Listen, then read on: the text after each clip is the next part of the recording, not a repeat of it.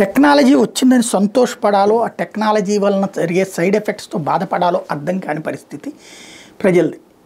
ఇవాళ రోజున ఇదివరకటికి మళ్ళీ బ్యాంకుల దగ్గరికి వెళ్ళి క్యూ లైన్లో నుంచుని టోకెన్ తీసుకుని ఆ తర్వాత పిలిచినప్పుడు వెళ్ళి డబ్బులు తీసుకొచ్చుకోవడం కానీ డబ్బులు వేయడానికి కానీ ఉండేటటువంటి పరిస్థితి కాదు.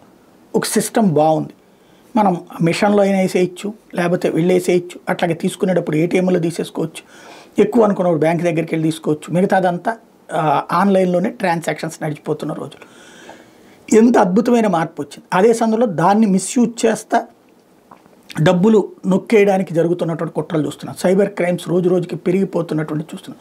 చివరికి సైబర్ అరెస్టులు, దాన్ని ఏమంటారు, ఆన్లైన్ అరెస్టులు లాంటివి కూడా చూస్తున్నాం. అదొక మోసం అయితే, ఇంకొకటి ఇప్పుడు కొత్త తరహా మోసం. లింక్డ్ఇన్ అంటే ఉద్యోగాలకు సంబంధించినటువంటిది యాప్ ఏదైతే ఉందో దాంట్లో ఆ ప్లాట్ఫామ్లో కూడా ఈ కొత్త స్కామర్లు దిగారట. వాటిట్లో ఒక లింక్ ఇస్తారట మన డీటెయిల్స్ పెట్టడానికని. అది టచ్ చేసినటువంటి సందర్భంలో దాంట్లో అది వీడియో కాల్ యాప్ కింద కూడా వాళ్ళు ఉంటుందట. దాంతోపాటుగా మన దగ్గర ఉన్నటువంటి డేటాని, సెన్సిటివ్ ఇన్ఫర్మేషన్ తీసుకుంటాం.